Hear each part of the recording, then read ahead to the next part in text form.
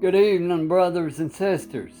I love y'all very much. I was just reading some scripture earlier today, and the Lord brought something back in my memory. I wanted to share it with you. Check this out. I'm going to flip the phone over here, and we're going to...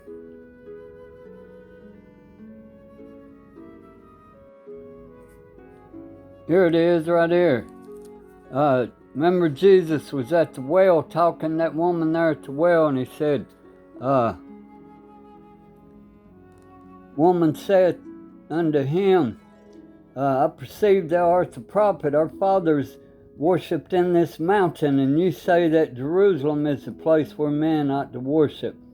Jesus saith unto her, Woman, believe me, the hour cometh when you shall neither at this mountain nor yet at Jerusalem worship the Father. You worship you know not what. We know what we worship, for salvation is of the Jews. But the hour cometh, and now is, when the true worshippers shall worship the Father in spirit and in truth. For the Father seeketh such to worship him. God is a spirit, and they that worship him must worship him in spirit and in truth.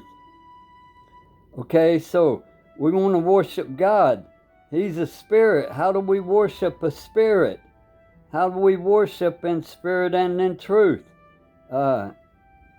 Remember, I wrote this here a long time ago, Matthew 15, verse 9, because Jesus was speaking. I'm going to go over here to Matthew 15, 9 now.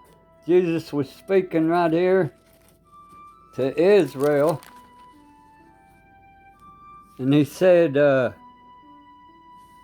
right here in Matthew 15, verse 9, he says, This people draweth nigh unto me with their mouth, and honoreth me with their lips, but their heart is far from me.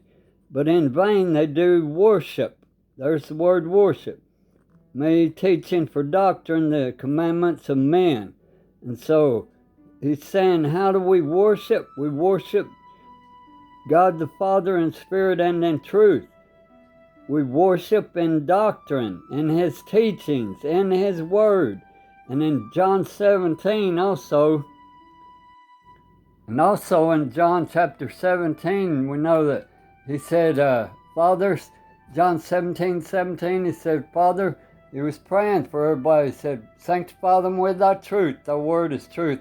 And also John 6:63, he said, the words I speak unto you, they're spirit and they're truth. So I love y'all. I hope that helps you.